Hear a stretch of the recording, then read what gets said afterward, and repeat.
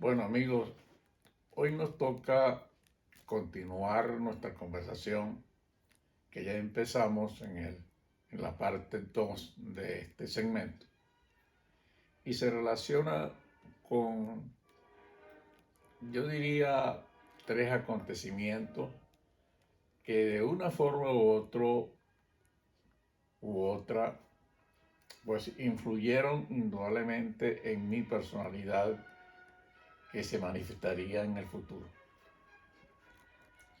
No olvidemos que lo que yo les voy a contar está dentro de un contexto, primero de niño y segundo dentro del contexto de un medio ambiente signado por un pueblo agrícola del año de 1930, 35, 40 años.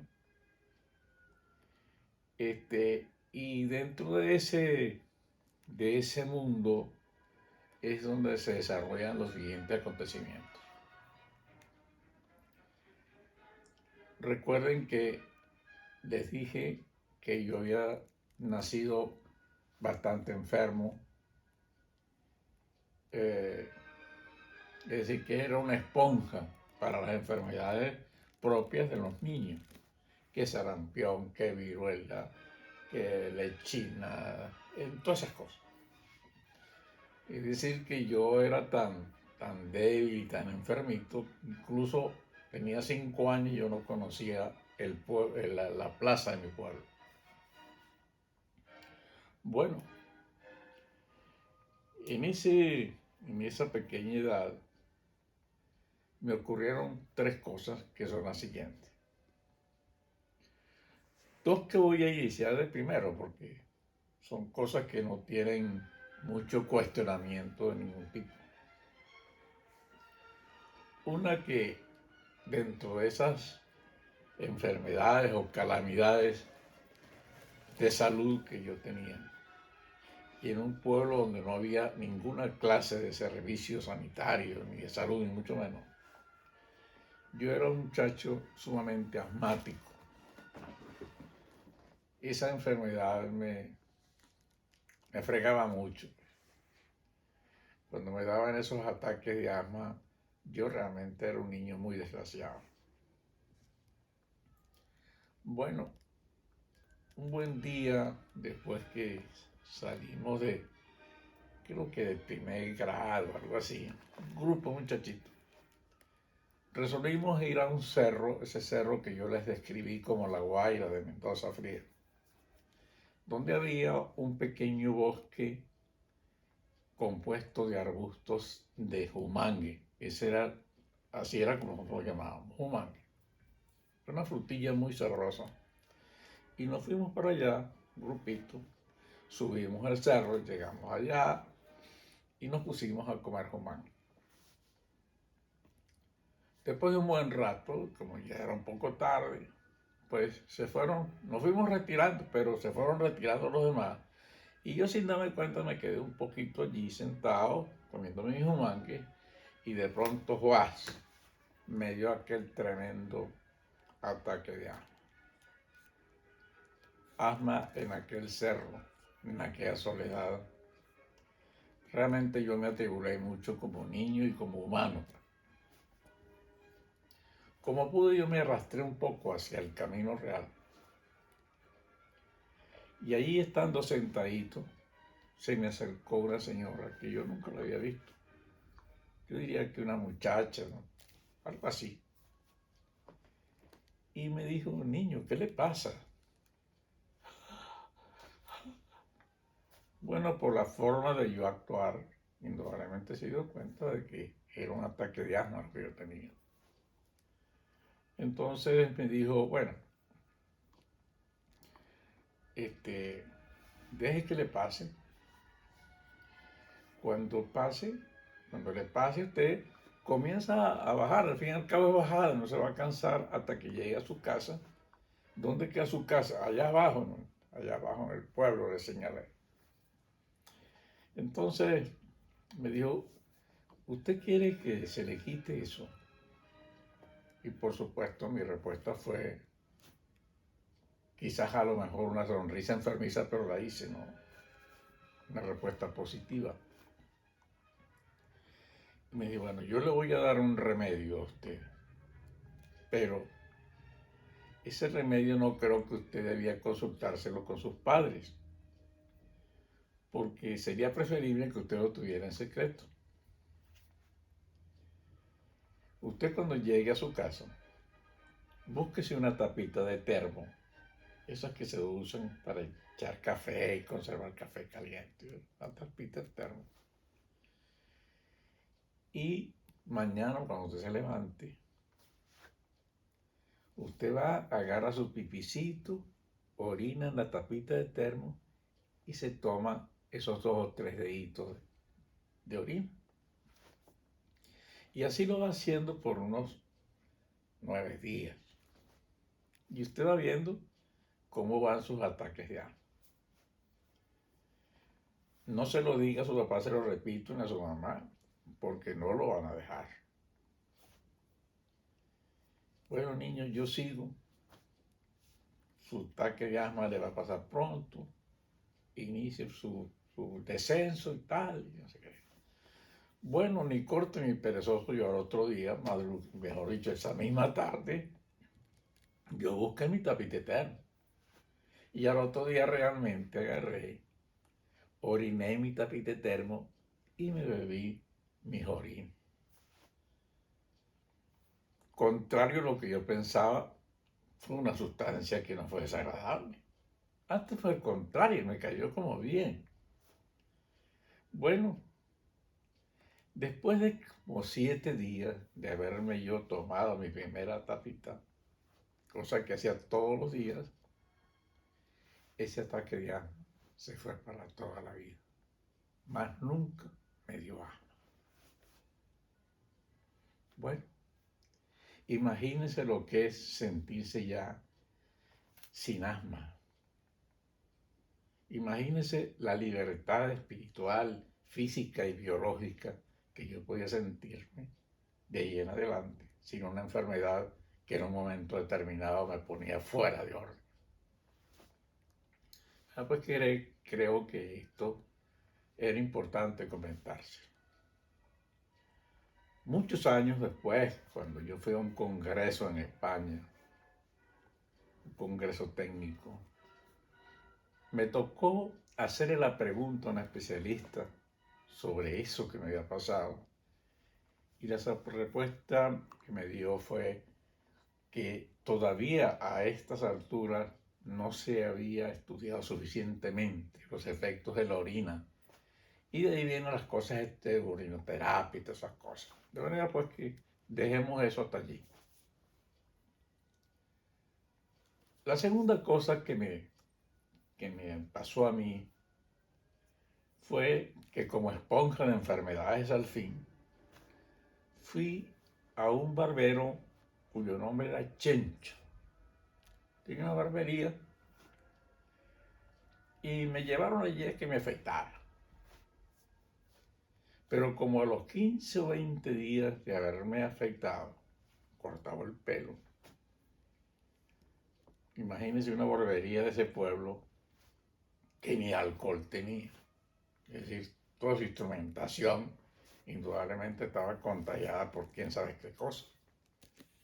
Era un corte de pelo con tijera y con una máquina de esas manuales porque electricidad no había.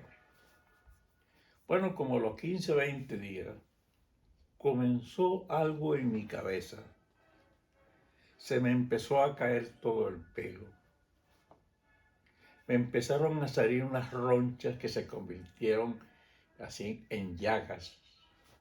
Esas llagas producían pus. Era un desastre, pues. Y no era en un sitio, sino era en toda la cabeza. Por supuesto que dejé ir a la escuela, pues. Tenían que ponerme mi madre un pañuelito así para que las moscas no se pararan y me pusieran allí gusanos. Era un desastre, pues. El olor. Eso era un sufrimiento muy grande. Bueno, recordemos que en esa época no había antibióticos. no había médicos. Llegó uno por allá y se quedó perplejo y dijo que él no sabía lo que aquello era. En fin, entonces, viendo aquella cosa que inexplicablemente pues, tendría que llevar a un final difícil, porque si no había remedio, pues seguramente aquella cosa llena de llagas y eso era un problema. Mi padre entonces, que era un poco versado en medicina, se acordó de su gran amigo, un amigo llamado el bachiller Simancas. Este amigo era, practicaba la medicina y bueno, mi papá llegó una tardecita y le dijo a mi mamá, María, aquí están estas paledonias y estas cajitas de estas sardinas y estas colitas, métemelas en una bolsita porque yo me llevo a Raúl que me lo vea mi compadre, el bachiller Sebastián Simán. Y en efecto, el otro día aprovechamos una cola de un camión cargado panela, nos fuimos carretera abajo y nos metimos por un caminito muy arbustivo de lado y lado. Y al fin llegamos allá. El bachiller Simancas cuando me vio le dijo, Rodolfo, ¿me trajiste los orines de ese niño? Ah, sí, aquí está, la botellita llena de orines. Ah, bueno, se metió a un cuarto y al rato me dijo, mira, Rodolfo, a ese niño le han pegado una enfermedad que se llama caspatiña, de las más bravas que yo conozco. Y yo te lo voy a curar, pero tienes que llenarte de valor porque ese niño va a sufrir con el remedio que te voy a dar. Y entonces escribió en un papelito, mira, búscate un jabón Neco de al 2%, no se me olvida ese término matemático, jabón Neco al 2%. Vas a buscar unas ramas de romero y vas a buscar un jabón que se llama jabón de la tierra. Le dices a María que agarre el niño, lo enjuague con agua tibia, poquito, luego la agua tibia le eches tu jabón Neco al 2%, luego le quitas ese jabón y luego si lo agarras, tipo si le buscas ayuda, porque ese muchacho va a patañar mucho, agarra el jabón de la tierra y se lo eches. Allí ese niño va porque eso es muy fuerte. Y una vez que tengan eso, le lavan ese jabón, se lo quitan, le vuelves a echar el jabón Neco al 2% y lo dejas hasta el otro día. Al otro día agarra el agua de romero, lo enjuagas y me vuelves a hacer la misma operación. Bueno, ahí empezó la cosa. Bien, como a los 15 días comenzó aquello a sanar y mire mi pelito, me volvió mi pelito. Me quedan ciertos pelados que a veces los muestro yo con orgullo cuando el barbero dice, ¿y estos pelados cómo se los cubro? Y yo, bueno, déjalos así, porque son el recuerdo de algo maravilloso que pasó, que a pesar de que no había la ciencia apropiada en ese momento, sin embargo, una persona que no era médico ni mucho menos, pero practicaba la medicina y no de brujería, entre paréntesis, bueno, fue capaz de dominar una enfermedad y sanar a mis pelos. Por eso cuando yo encuentro gente que dice que mi pelo se me está cayendo, yo le digo, use agua de romero, porque el agua de romero fue la que me hizo crecer a mi pelo.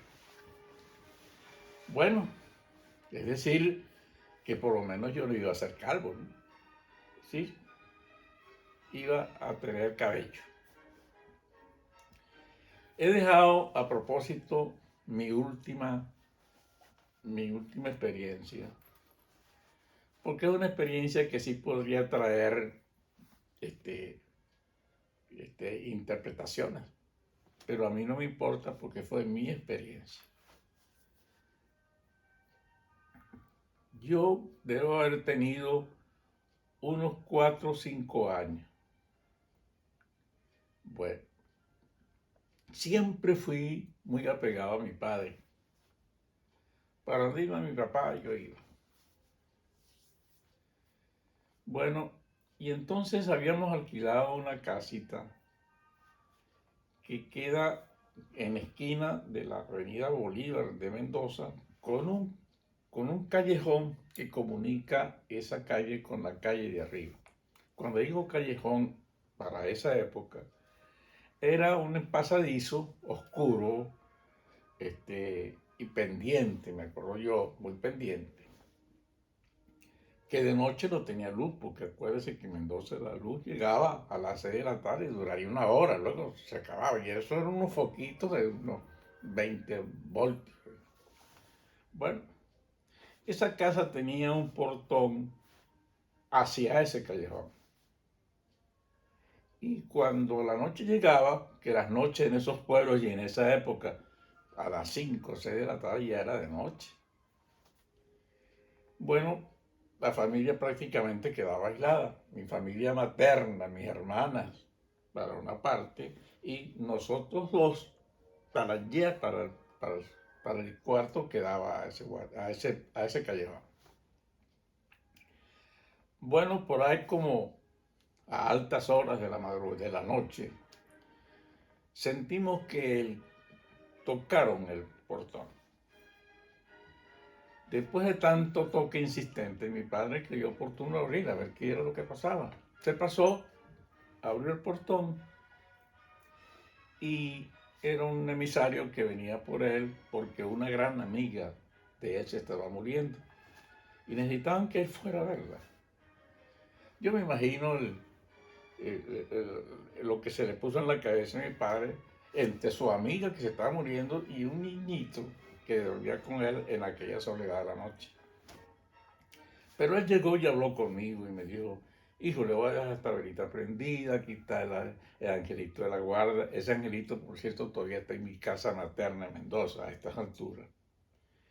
Y hijo, yo voy de una carrerita, no tenga miedo, y no sé qué va. Yo le decía de aquí para allá, papá, vaya bien, pero de aquí para acá yo estaba con mi sabanita temblando de miedo. Pero papá se fue. Hizo lo que tuvo que hacer por allá. Cuando regresó mi padre, me encontró un niño sonriente, como si nada hubiera pasado, y a él extrañó esta actitud mía. No, hijo, oye, qué bien, no tuviste miedo, no tuviste nada. Yo le dije, no, papá, sabe que desde que usted se fue, y hasta no hace mucho, me estuvo acompañando una señora hermosa con un niño en la mano. Conversamos.